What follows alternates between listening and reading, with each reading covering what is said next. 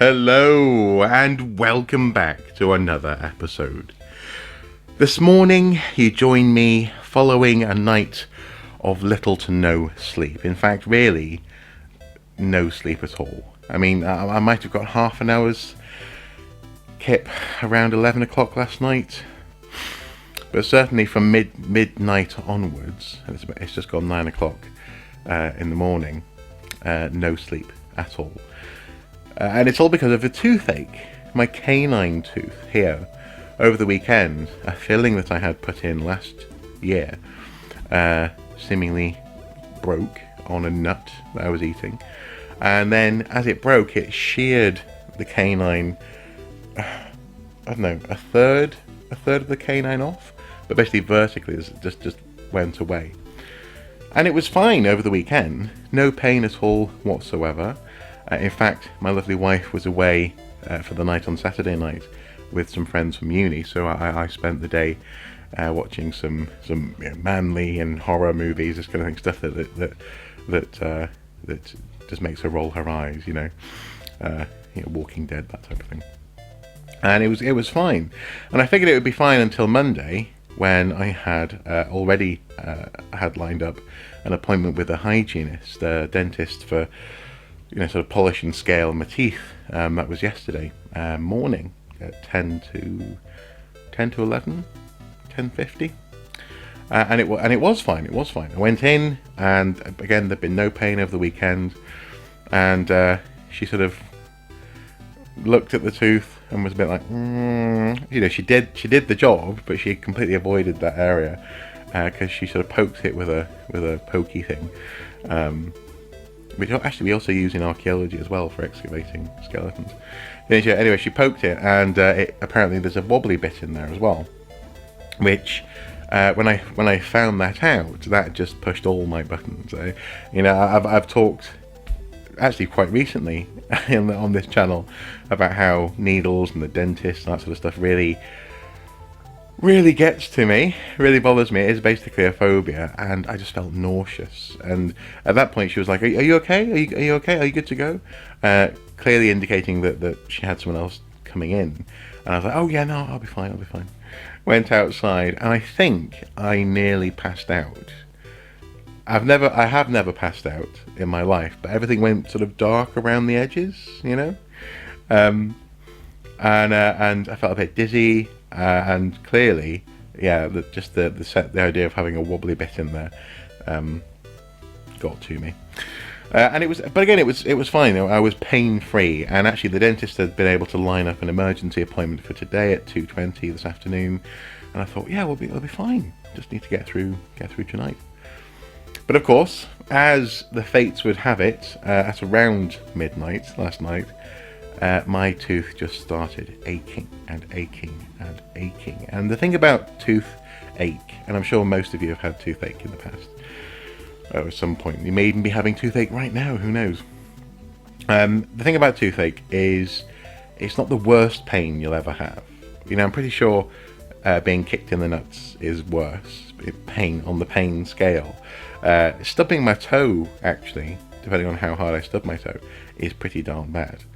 But toothache has this sort of this relentlessness that it can just drive you crazy, and the fact that it's a nerve. Actually, this tooth is very close to a nerve. Actually, when the guy did the filling, he said that there could be complications there in terms of pain, and there has been to a certain extent.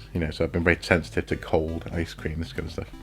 But anyway, the fact that it's a nerve, and the fact that you can't sort of tell it, yep, okay, I've got the message, I understand, I'm going to get that shit looked at, means that it's just on, and it doesn't go away, and it won't stop, and especially at night, or so my research has led me to believe. When you're going to sleep, your blood pressure changes, and as you lie down, there's more blood in your head, and that's just sort of gathering around that pain center, and it just won't stop.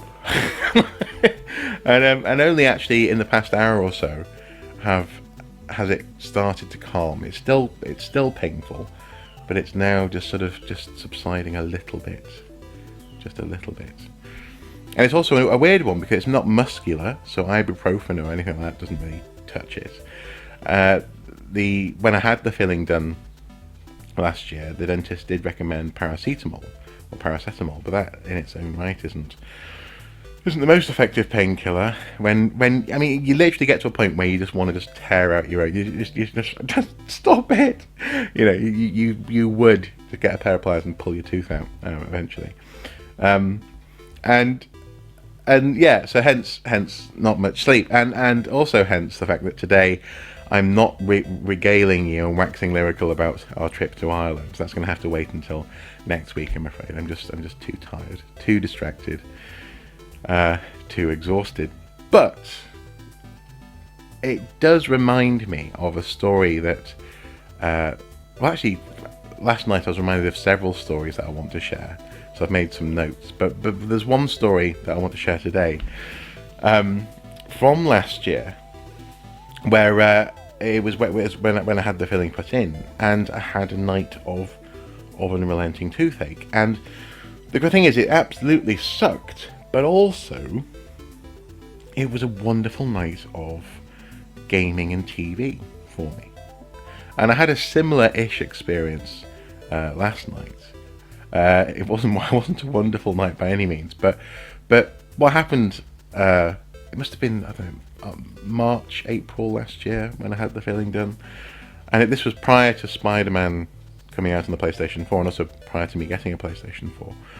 And I remember trying to distract myself, first of all, by playing all the way through, or most of the way through, Robocop vs Terminator on the Mega Drive. So I went into the guest bedroom, fired up the Mega Drive, played one of my favourite, if not my favourite, Mega Drive game, which was good, but that only killed an hour or so, or a couple of hours, and my mouth was still aching. And so I came downstairs, and with the promise of the new Spider-Man game sort of very much in the air for me at the time, I started to watch a series on YouTube of videos done by, I forgot what the guy's name is. If I can remember his name and the details, I'll put the link in the video description below. A series on all of the Spider-Man games and how they'd developed over the years, and what his experience with them had been, and what objective opinion had been as well, or subjective, you know, what consensus had been on those games over the years. And that was brilliant. It was a few parts, maybe 3 parts, 5 parts. I can't quite remember, but it was a lovely excuse just to sit and watch all of these videos throughout the course of the night. And then when the sun rose, and again, this is the something resets, as it were, in the morning in your body, a bit like when you have a cold, you know, just sometimes night and day can be very different. My tooth had stopped aching, and I was able to go about my day. I had a doze that afternoon, and I'll be having a doze this afternoon, I think, when I get back from the dentist. But it wasn't all bad, and there was that magical thing that you get on those sorts of nights where you see the sun slowly rising. So this morning, actually, it started at about 3:30 for approaching 4 o'clock. You could see that the light was starting to trickle into the street outside, and then it got brighter and brighter. And last night, actually, I watched. I've returned to The Walking Dead. I have tentatively done it, having watched Fear the Walking Dead season 4 now, which came to Amazon Prime the day after I published that video talking about Battlestar Galactica, and having seen where Morgan is in season 4 of Fear the Walking Dead, I wanted to see how he got there. So that's been my driving factor, getting through some of the worst stuff that Negan does to the group, and also some of the weird decisions that Rick's made as well over the course of season 6 and 7 and through into 8. The guy doesn't know how to... Well, he's emotionally erratic, and you could argue this is just because of trauma, but he goes from like super confident to distraught in seconds. But also as well, he doesn't quite know how just to shut, you know, as Negan would say, shut shit down. He doesn't quite know how to just win at a given scenario. He leaves too much to chance, I think. But the thread that's got me through watching that, and last night I watched the mid-season finale of. I got up to the end of the mid-season finale of season 8, and then this morning I watched the following episode when something very big dies, a key character dies. I won't spoil it if you haven't seen it, but and it's broadly speaking been a satisfying experience. I wouldn't say that I regret stopping watching The Walking Dead, because I think it would have been very frustrating to watch it week to week as it was coming out. But with that in mind, with Morgan in mind, and how he ends up where he ends up in Fear the Walking Dead, it's been an interesting experience, and again one that my toothache provided me, oddly enough. So yeah, I figured if I'm not going to talk about Ireland, I might as well just reflect on last night's events, and the fact that actually even the most unrelenting and torturous of pains can actually lead to something that's quite special. And I do actually, oddly enough, have a weird nostalgia for that night last year, because it was great. It was like a little treat, even though I was in pain all the way through. Anyway, I'm gonna go and edit this now, and fingers crossed for this afternoon, 2:20. Here's hoping that the emergency appointment can sort of settle the tooth. I guess I'm going to have some sort of filling done, and then after that, who knows? It could be a root canal, or a tooth replacement, or a crown, or who knows? Who knows what the options will be? But I just want to stop hurting. As ever, guys, until next time, do take care. Bye bye.